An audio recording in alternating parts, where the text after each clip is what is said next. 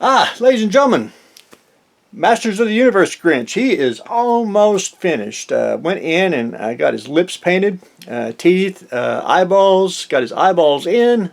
I gotta make little white dots in his eyes, and all I do is basically take a toothpick and chisel it down to a really fine point, dip it in white, and then just a very, very little dot of white in his eyes, and we're about to wrap him up.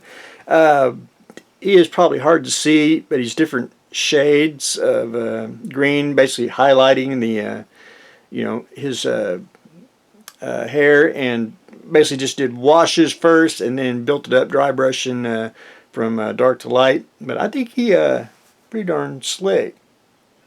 I think he'll fit good on the Moss Man body, my personal opinion. Yeah, I think he now again, my style of painting, so he might be that's not exactly a portrait painting, but I think he looks pretty darn slick. So we're just about to finish him up, do a little more on his eyes, and put a sealer on him, and call it. Now I better quit dropping him, or I'm going to lose him. That's why you always need a good pole stand for your figures.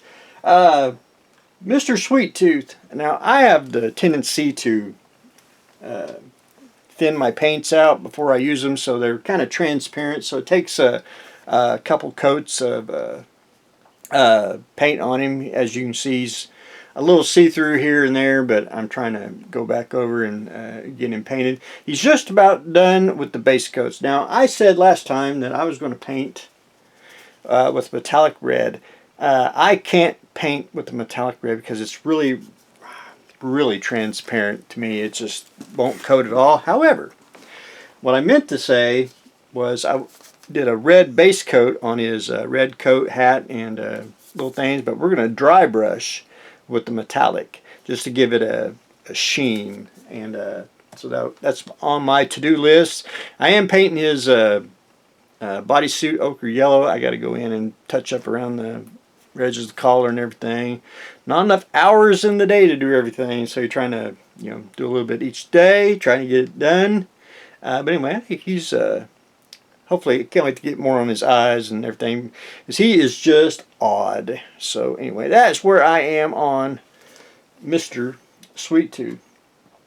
The Churchill, again, I don't want to bore everyone. I did get all the springs, had to do that twice, got that all lined out. Hopefully I got the suspension straight. I tried. That was time consuming. And now, working on the part that goes, I think it goes on the bottom, but anyway, that's basically a kit by itself. Putting little guards in there. And I got one done. I'm working on the other one, which I like to do them simultaneously. But they do work, so I did get them all in. Hopefully, when the glue dries on that, I can get them on, and hopefully the rest of it should be pretty easy. Suspension, just takes a little while to go. Let me show you. This is a Mark III. All right, I got to make the Mark II. I believe it's the Mark II. So Mark II and 1, they got the rounded turret, and that's while I do the suspension, I'm going to actually do the turret as we speak.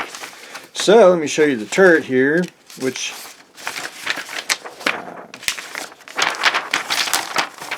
the Mark III has the squared off turret. So we're going to take this as a base and I'm basically going to put epoxy sculpt on it, and where it's at. Take epoxy sculpt, and we're going to redo the mantling on there and make the rounded. We're going to sand it all down and get to a Mark II turret. So that's on the agenda for the Churchill. So one more thing, and that is the fanner. I finished my fanner. I got to do a little more. I got to find a metallic color. I got metallic aluminum painted on here, which is all right, but it needs something. This one's for me, so it's not show worthy or anything. I just wanted one for myself that I did a custom. It was suggested to me and I didn't even think about it, but the gate is held on by a magnet, which I need to remember that I do have a bunch of magnets for this purpose. Just need to remember to use them on stuff. Fits in like so. Don't fall out. Vacuum form grips. I was going to put a backing on them and glue them on, but after messing with it and sanding them down, I got them to fit above the handle. So we are really good to go. I was going to probably fill it in, but I'm going to leave it. I don't want to go too overboard. Make a just don't want to get too overboard. Want to enjoy it. Don't want to hammer down the funness of a cap gun. But anyway, I need to get a little more sheen on that. And but anyway, not too bad for a broken fanner. Which, by the way, I went ahead and finished my my dad's fanner, and then we're going to work on the Winchester probably in a week or two. I went ahead and glued the grips on his as well. Didn't have to sand or anything.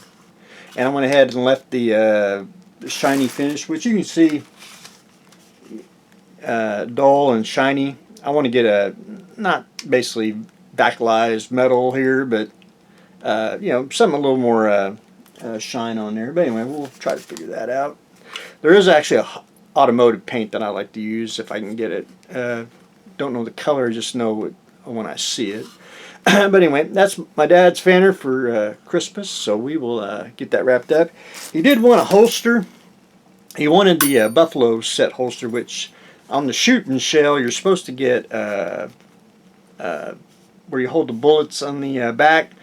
I couldn't get one at a decent price, and I got this one actually with another gun, and it fits, and it's actual Mattel, so we are good to go. Anyway, so that fanner's done, and of course, if I do find one between now and then, I will definitely get him a shooting shell holster. But anyway, for right now, we're gonna have to go with the holster that I got. But anyway, that's what I got going on today. Finishing up the fanners. Mr. Sweet Tooth trying to get all his clothes painted. Getting ready to finish up the Masters of the Universe Grinch, and we're working on the suspension on the Churchill. So that's what I got going on today. So stay tuned. Next exciting episode.